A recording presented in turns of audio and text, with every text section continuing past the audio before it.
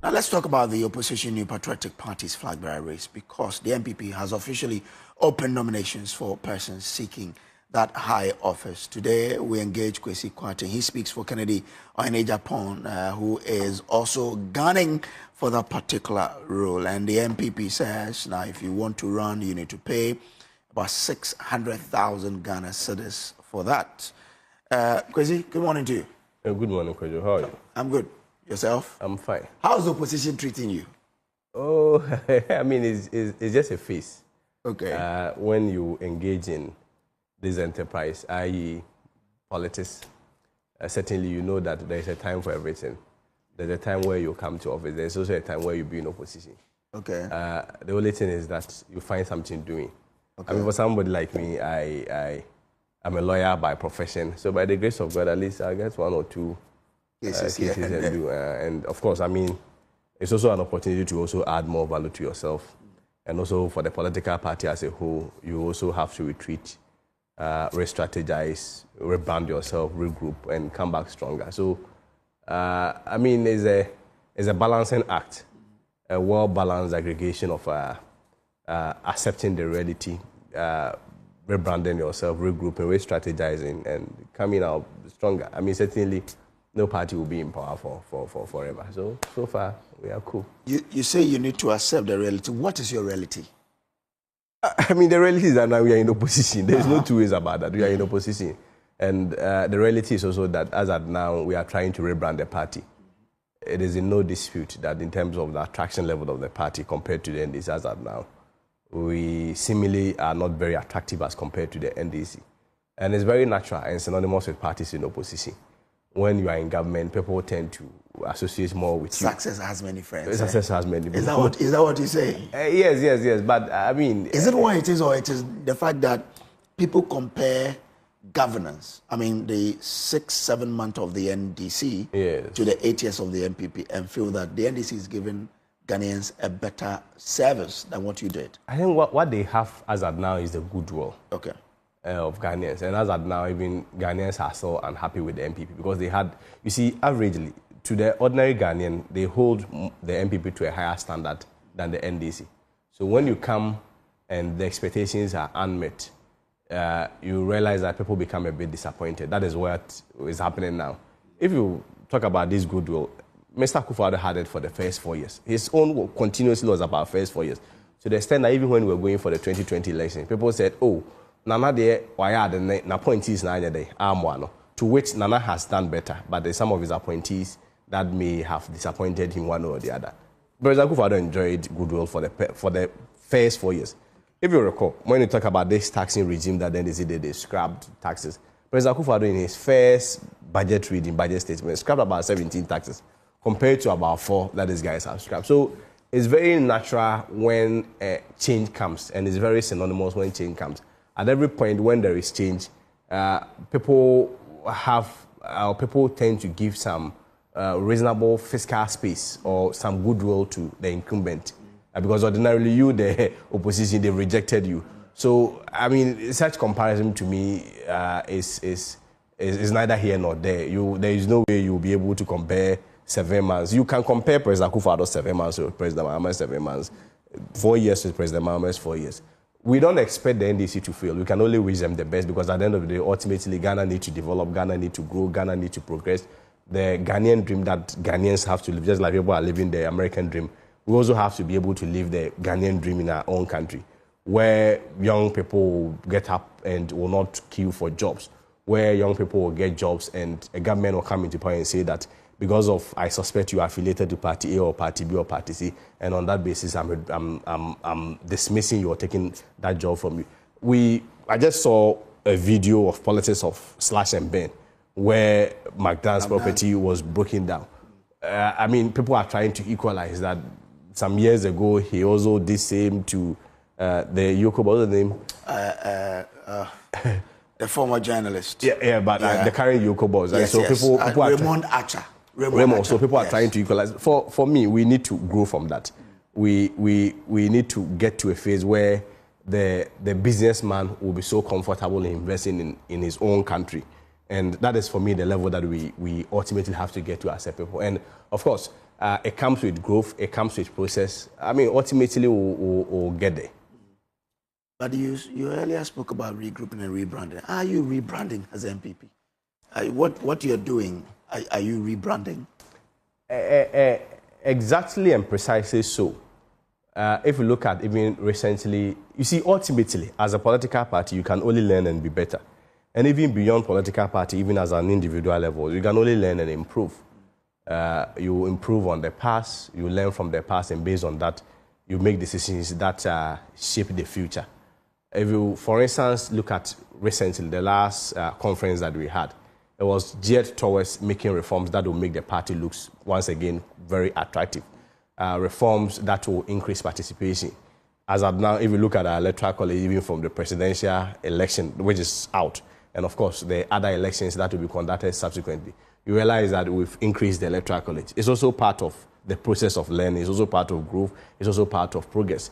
If you recall, previously, we used to have superdelegates elections, where if the candidates that are filed for, or that are filed to contest for flag bearership, they are more than 5, we may have to go for a superdelegate conference or congress and then slash it. This time around, we are not doing the same thing because learning from the past, the animosity, the financial implications that they involve, we've also progressed from that. So yes, there are a lot of things that we are doing in terms of the expansion, in terms of the superdelegates, for instance, that I just spoke about, and other many reforms. The last time we tabled about 56 reforms, and I think 54 went through, were successful. Yes. Two were rejected. Yeah. So bottom line is that we want to build a party anchored on unity and peace. And of course, when you are united and there is peace within the party, that is where you have the formidable force. That is where you have the strength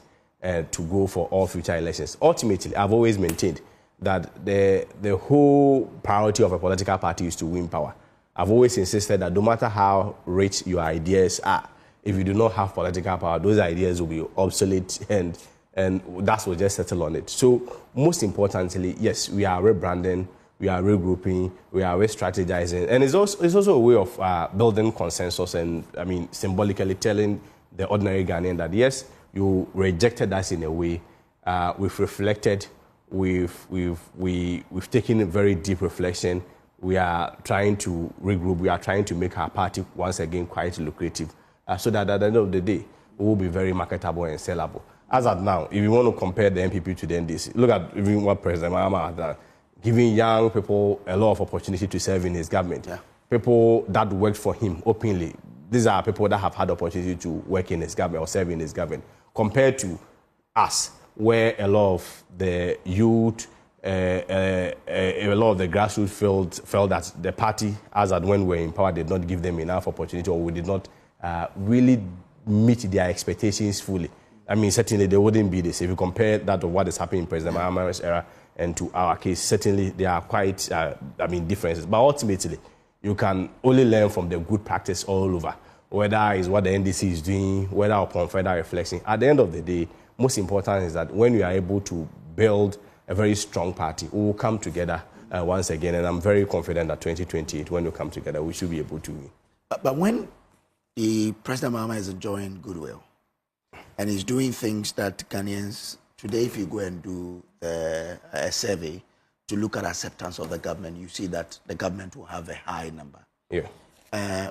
And the NPP, on the other hand, is trading sort of, insult amongst yourselves. Are you rebranding for real? You see, I mean, any government having the goodwill of the party is very natural, especially in your first year, second year in office. Because the people have to repose a certain confidence in you. But you're the opposition that the government is waiting, you are fighting. It takes time to diminish. I disagree with the assertion that the opposition is fighting. I would say that is a phase that we are going through, where we may ultimately disagree to agree. MPP, unlike maybe other party or unlike the NDC, we are a party of rule of law. We believe in participation. We believe in democracy. And one of our fundamental principles is to the effect that you are able to even question the status quo as a member of the party. NEC can make a decision and you can still make your voice heard. But ultimately, you still have to align with the decision of NEC, you still have to align with the decision of National Council. I mean, we are a party of intellectuals, and synonymous with intellectuals. They give platforms for people to express their diverse opinions and diverse views. That is what is happening now. Of course, I agree but that at some point... Those diverse opinions, when they are... I mean, they are... I don't want to say innuendos. Yeah. When those opinions have in them some sort of slander against each other, I mean, is that an opinion that you encourage? That's what I'm saying, that is a phase that we are going through. As at now, people have still not recovered from the shock of the election. Okay. Others are transiting and recovering. Others also believe that looking at the reality of how we lost, ordinarily, and it's natural that there will be blame games, there will be blames here and there, this person caused it, that person caused it. It's a phase that any political party goes through. If you recall, when the NDC lost the last election, people made a lot of innuendos and casted aspersions that the presidential candidate was a wrong candidate, it was a wrong choice. People accused groupings within the NDC that they are the cause of the loss. Even to a larger extent, the founder's wife at some point even broke away from the party. You recall, there have been precedents where Mr. Gusitano, all of them has broken away from the party. For me, it's part of the growth that political parties go through. It's part of the processes of the democracy, where at the end of the day, the most important variable is that in spite of all the challenges, in spite of all the tussle going around, ultimately, you still have one focus. And the focus, whichever way, is to be united as a party, come together, build on a very strong foundations. And at the end of the day, I'm very confident that with any party, if you have unity, if there is peace in the party, if the party is built on the strong foundations and pillars of unity, ultimately, I'm very confident that such a party is going to win. So, for me, yes, I wouldn't be dismissive of that, about the fact that, I mean, at some point, some form of innuendo, some form of casting aspersions, some form of languages that may be hostile. It's natural. It happens. Okay. But I am very confident that at the end of the day, we'll still come together as one united force and win 2028. For me, that's the most important thing. So far, 6 names have popped up. Yes. Dr. Mahamudu Bawumia, Kennedy Agyapong, whom you represent, Brian Agyapong, Boache Agyapong, engineer Kwabena Agyapong, yes, and your former boss. Yeah. Dr. But people wonder, why didn't you go with your former boss? But my former boss was also with Dr. Bawumia. Why did you so progressive? You see, that for me is the beauty of democracy. Okay. Where at the end of the day, like I indicated, you disagree to agree. I do not doubt the competence and eligibility of these individuals. All of them are extremely eligible, they are extremely competent, they can do their work. But within the space of time and within the context of the conversation, especially if it has to do with 2028, I'm of the view that Kennedy Agyapong has more and strong appeal. Why do you to think the ordinary Ghanaian? I mean, you can do a random test. Just take your cameras outside. You enter churches, you enter mosques, you enter the markets, you enter schools, and you realize one language being spoken by the ordinary Ghanaian, that if you bring Kennedy Agyapong, will vote. More than Kennedy Agyapong by a better. You see, people identifies him and they know him for his strong connection with the grassroots. I think in recent time, Mr. Chief Minister Bosu tried to dispute that, but I mean, the evidence speaks for itself. Which evidence? His strong connection with the grassroots, how he stood for the grassroots. I mean, in terms of his philanthropic job, where it's mostly directed to, is to the ordinary Ghanaian, is to the ordinary party person. And so, I mean, consistently, when you become so consistent with such approach, ordinarily the party grassroots tends to like you. And of course, I mean, the Ghanaians trust him, if you ask me. He's built for himself a track record of honesty, discipline, patriotism. And these are the trademark of every great leader that, if you ask me, Ghanaians are looking for, especially at the dispensation like this. Have these traits you mentioned? I mean, just like any character trait, people have their strengths, people have their shortcomings. Obviously, some strengths will outweigh others. For instance, if you look at Dr. Bawumia, people may associate him with a form of humility, right? Kennedy Agyapong may not necessarily I mean, at the general level, be associated with humility, but everybody knows that Kennedy Agyapong is known for discipline. I mean, he's a no-nonsense person. There are things he will not tolerate. Yes, but it doesn't also negate the fact that he's also humble, but in a humble within a context. So the point is that in terms of character traits, people identify with individual and unique character traits.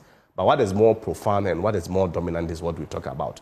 That at a crucial time like this, what Ghanaians are looking for is that person disciplined, that person with that remarkable track record of having even, I mean, the gut to even challenge his own party, that sense of patriotism, that person with that track record of creating jobs, who even at the individual level, which essentially means that if he has the opportunity and the mandate at a very large level as the president of Ghana, he should be able to, of course, I mean, not to be dismissive about it, he will not be able to solve all our unemployment issue, but within the space that anybody will have, within 4-year, 8-year space that anybody will have as a president of Ghana, within that space, we should be able to nip or at least reduce unemployment to the barest minimum.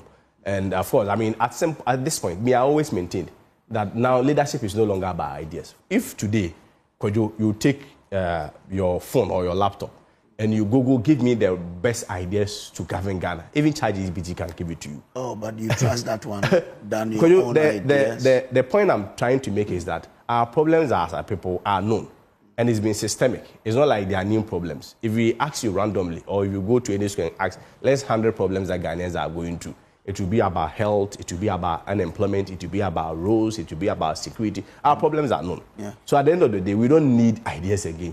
We need leadership. If you know the problems, don't you need ideas to solve those problems? I am telling you that the ideas are already there. Okay. As of now, the ideas are already there. So you need a soothsayer to tell you that in terms of unemployment, one of the key ways of addressing unemployment is, for instance, agriculture, investing very high in agriculture and making sure that the agriculture chain is very sustainable and heavily invested into. These ideas are there. But how you do it is what ideas are needed for. We all know that you have to invest in it. But how do you do it? So the ideas are there. So, I mean, it means you agree with me. So you go beyond the idea and then it now talks about leadership, implementation. And implementation is what we have been lacking now. That wall, that audacity to say that, well, I mean, these are the laws that I'm going to enforce it.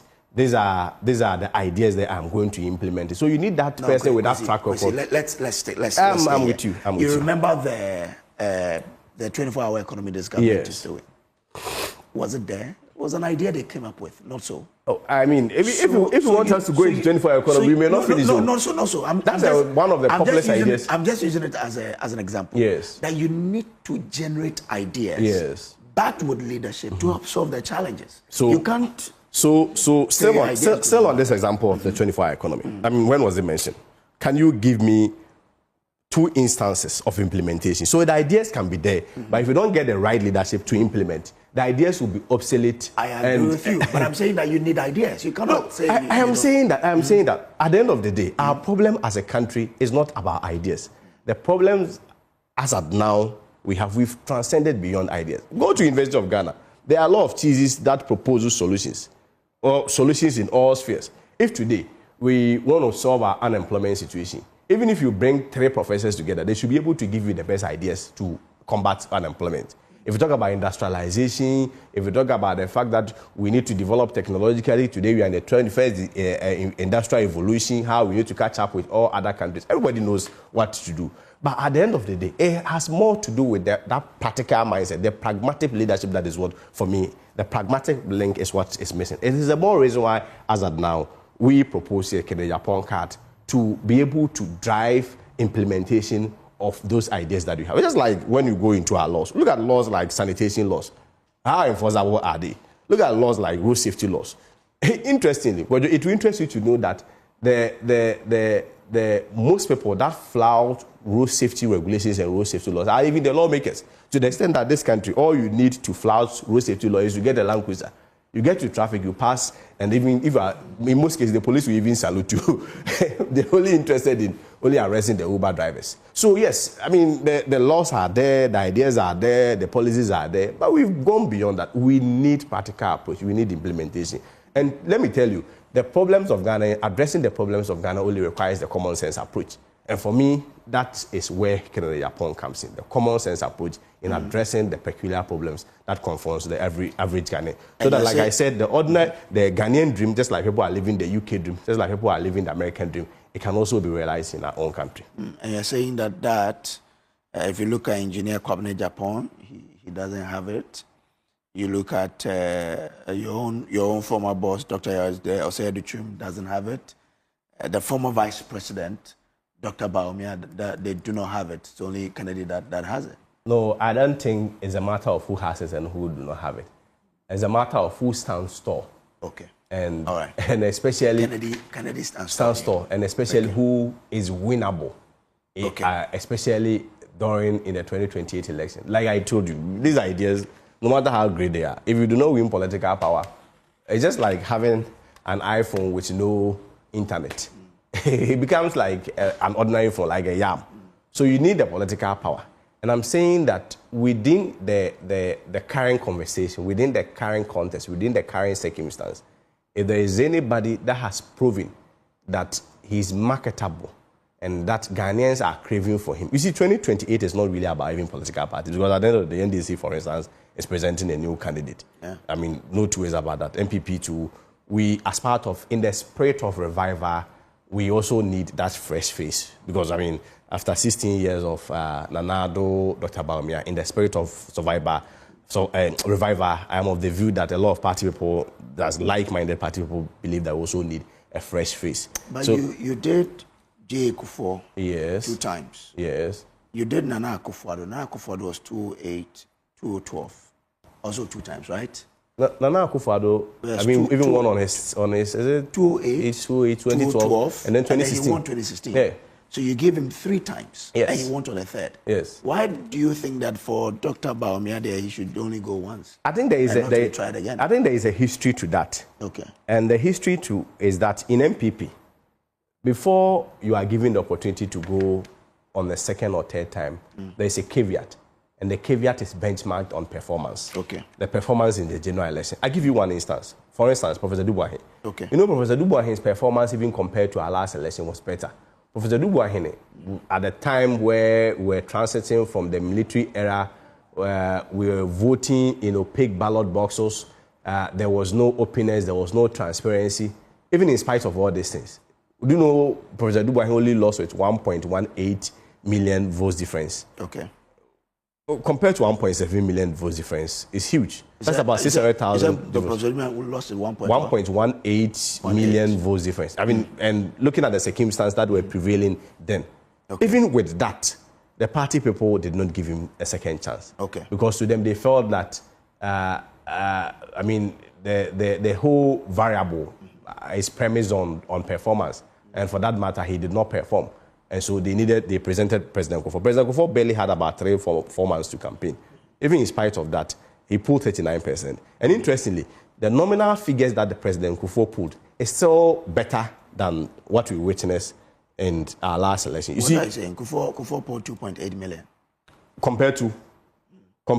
How many? No, I'm saying that. So the point I'm trying to make is that in the history of our political dispensation, our political practice, this is the gravest loss that any political party has ever suffered. So it presupposes that even Kufuor did better than this. Forget about the percentage. You see, I'm not looking at the percentage. Yes, exactly. So in terms of that's why I say even in terms of the nominal figures, President Kufuor even still did well. And again, the context is also very important. President Kufuor. How many votes did Bawumia pull in the last election? No. He pulled around 4 something. But yes. the vote difference is 1.7 million votes difference. Yes, I get it. But if you're talking about figures, I'm saying that Kufuor pulled 2.8 million. No, it's not about what you pulled. But at the end of the day, how many people also voted? That's also the most important question. That's why I said you have to look at the difference, the loss. The difference, I'm saying that Kufuor's difference was still better than what Dr. Bawumia pulled. Why do you want to blame it all on one individual, Dr. Bawumia? It has nothing to do with him. You brought that argument.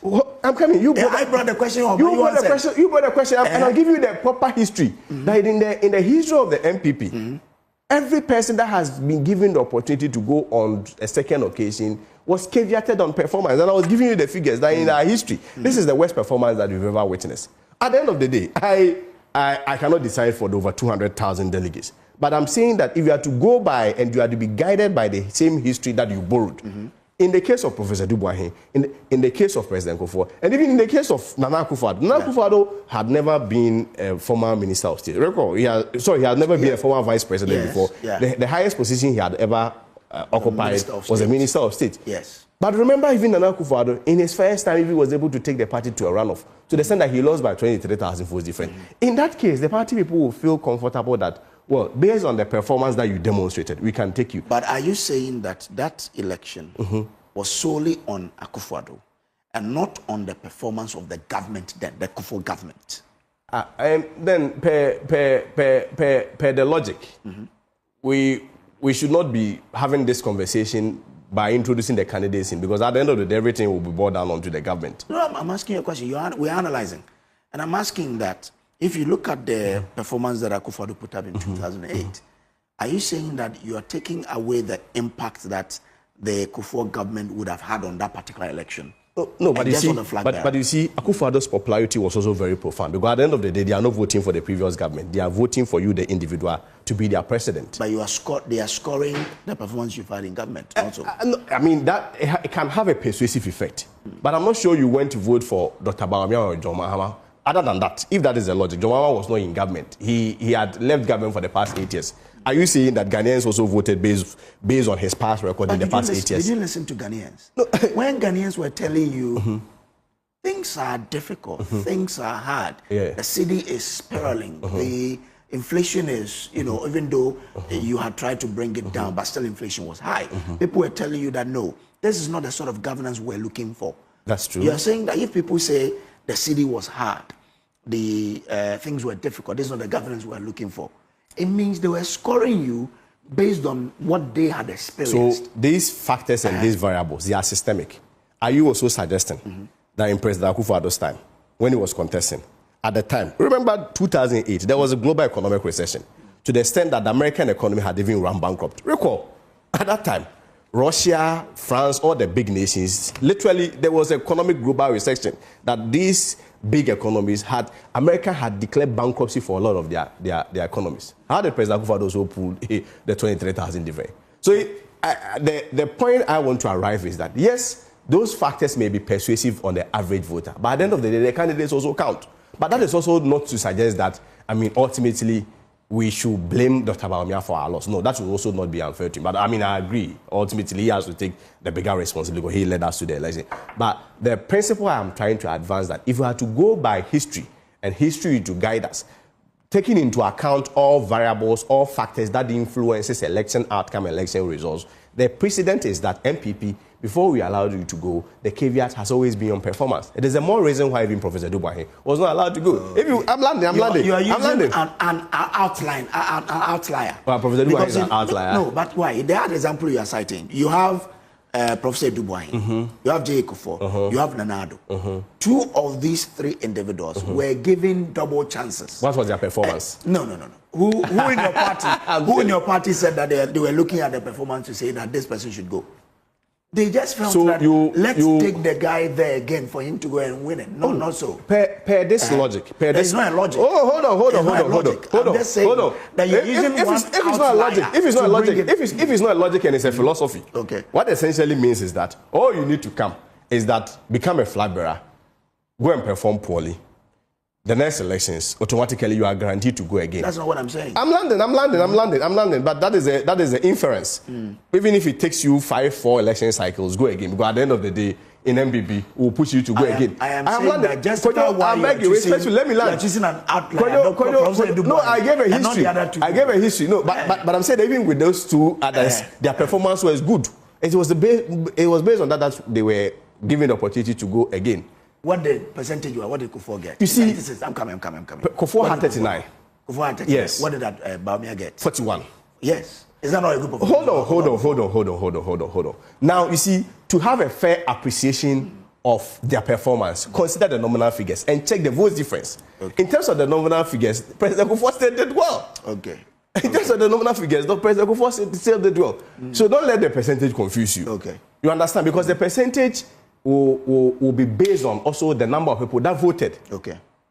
You get the point. But ultimately, we are not dismissing the fact that former Vice President President Bawumia have the opportunity to go again. I don't know if the delegates give him the nod. Why not? But I'm saying that looking at the history of the party and where we stand now, and how Ghanaians are craving for the grassroots man and change, in the spirit of revival, I am of the view that when we introduce Agyapong, and not only me, the ordinary Ghanaian, especially most of the grassroots, when we introduce Agyapong, we should be able to win the 2028 elections. Right. And you are, well, what's the ground saying?